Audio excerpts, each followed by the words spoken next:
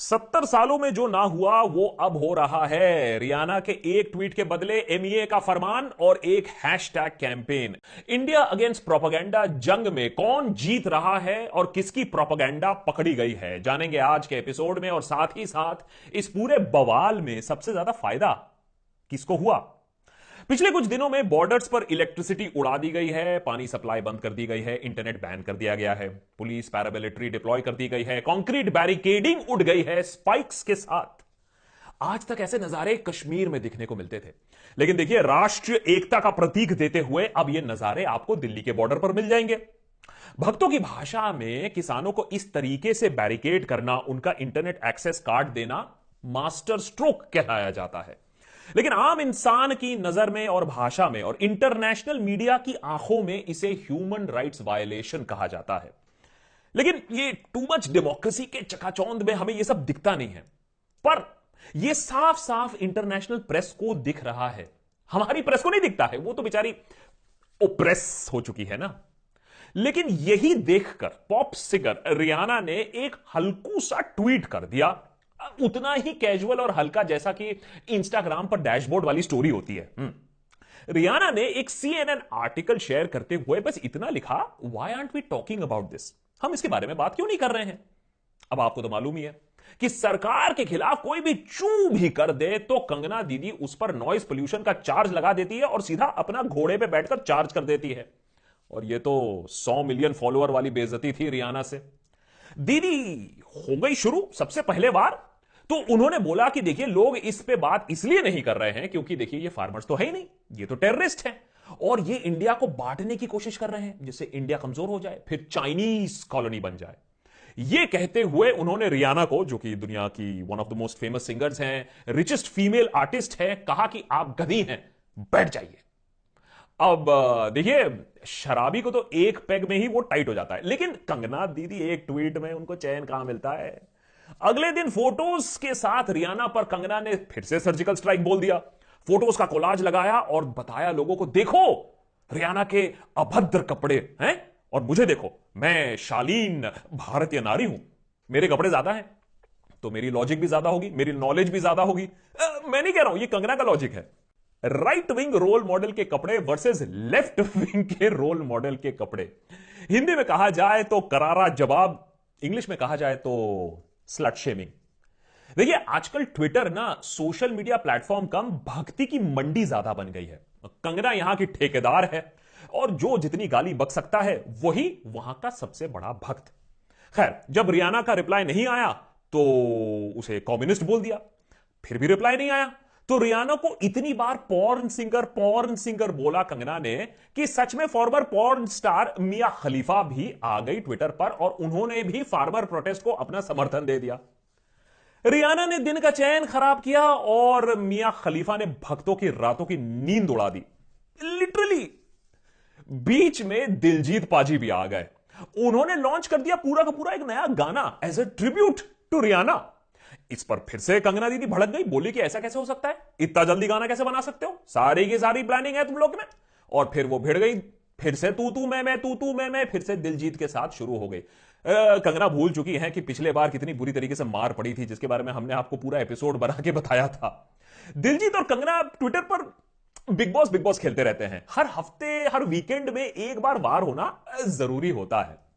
खैर, ये तू मैं चल रहा था, उधर एक और हमला। इंस्टाग्राम सुपरस्टार एमेंडा सरनी और vice president of US Kamala Harris की भतीजी मीना हैरिस का भी ट्वीट सामने आया। अरे भैया भड़का देने वाला ट्वीट था ये तो, कि हमें इंटरनेट बैन और किसानों पर अत्याचार जो हो रहा है उस पर आक्रोशित होना चाहिए।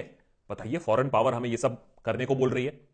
अब भाई मिनिस्ट्री ऑफ एक्सटर्नल अफेयर्स ने कहा भाई ये टू मच हो गया ये तो भाई। हाँ, तो 70 सालों में जो नहीं हुआ वो अब हुआ। सारे सेलिब्रिटी हैंडल्स को खामोश करने के लिए अपने ऑफिशियल हैंडल से मिनिस्ट्री ऑफ एक्सटर्नल अफेयर्स ने एक स्टेटमेंट जारी किया और बोला कि ये जो सेंसेशनल सोशल मीडिया हैशटैगिंग चल रही है, ये जो सेलिब्रिटीज जो काम कर रहे हैं, ये रिस्पॉन्सिबल नहीं है, ये सच नहीं है, इसको रोकना चाहिए। और साथ ही साथ हमारी एमईए ने शुरू किया जवाबी कार्रवाई, हैशटैग इंडिया अगेंस्ट प्रोपेगेंडा शुरू हुआ। और क्या लॉन्च था, यह है न्यू इंडिया, हैशटैग के बदले हैशटैग ट्विटर में घुस के मारेंगे। फिर क्या था, अब मामला इंटरनेशनल हो चुका था, पूरा आईटी सेल, पूरा इकोसिस्टम हरकत में आ गया।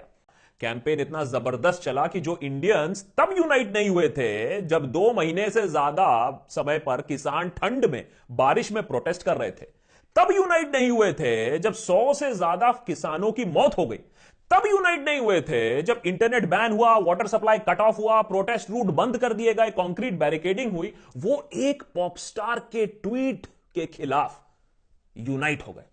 7 शब्दों का tweet, India against propaganda hashtag चला और आईटी सेल ने पूरा जोर लगा दिया। अब देखिए माया, आईटी सेल वाले इंडिया अगेंस्ट प्रोपेगेंडा हैशटैग चला रहे थे। ये तो वही बात हो गई ना कि कोल माइन वाले क्लाइमेट चेंज का हैशटैग चला रहे हैं। Bollywood celebrity, singing legends, cricketer, सब ने अपनी आवाज उठाई रियाना के ट्वीट जिहाद के खिलाफ।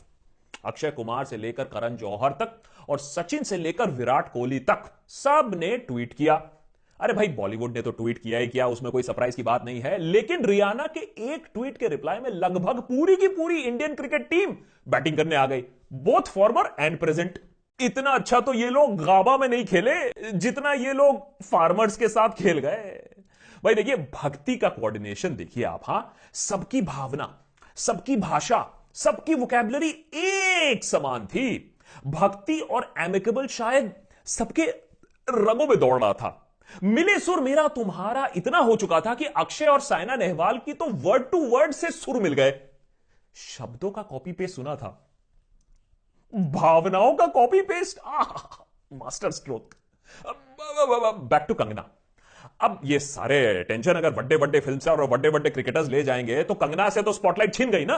अब स्पॉटलाइट गई तो कंगना की बत्ती जली और उसने फिर से नया बकरा ढूंढना शुरू किया। क्योंकि देखो भाई, हिपोक्रेसी की सीमा हो ना हो, डेस्पिरेशन की कंगना जरूर होती है।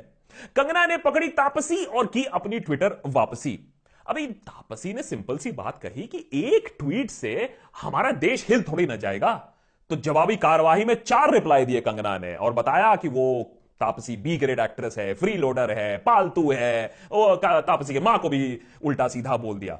और जब तक आप ये वीडियो देख रहे होंगे तब तक खिसियाई हुई बिल्ली और भी कोई खंबा नोच रही होगी। उधर दिल्ली पुलिस भी हरकत में आ गई। आरोप यह है कि ग्रेटा के ट्वीट से वायलेंस फैल सकता था, रिलीजियस टेंशन बढ़ सकता था।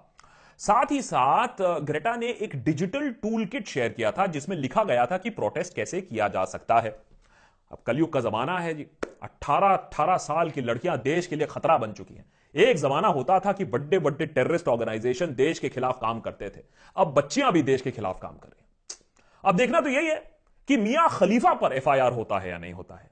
क्या उन्हें भी एफआईआर करके यहां देश बुलाया जाएगा या नहीं बुलाया जाएगा, इसकी मांग भक्त बनर्जी कर चुके हैं। लेकिन इस इंटरनेशनल छीछा लेदर में अल्टीमेटली निकला क्या? किसको मुनाफा मिला? कोई मुनाफा या प्रॉफिट हुआ? बिल्कुल हुआ एक्चुअली। देखिए, बहुत सारे चेहरों से नकाब उतरा, आइला, बहुत सारे विकेट गिरे, लेकिन यह भी मालूम चला कि बूता असल में किसमें है। जैसे कि सोनाक्षी सिन्हा या क्रिकेटर मनोज तिवारी की बात कर लीजिए। लेकिन सबसे बड़ी बात इस सारे आउटरीच से, गाली गलौज से, एफआईआर से, फार्मर प्रोटेस्ट से, गवर्नमेंट रिप्रेशन से, इंटरनेट बैन से यह हुआ कि ये जो मामला है अब वो इंटरनेशनल हो गया है। आने वाले दिनों पर फार्मर प्रोटेस्ट पर और गवर्नमेंट रिप्रेशन पर इंटरनेशनल प्रेस की और भी तीखी नजर होगी। देखना अब यह है कि इस मामले को कैसे निपटाया जाता है, कि क्या अब सरकार फार्मर बिल्स को वापस लेगी और फिर से रिवर्क करके पार्लियामेंट में इंट्रोड्यूस कर देगी। देखिए, नंबर तो सरकार के पास है ही है, यह काम आसानी से हो सकता है।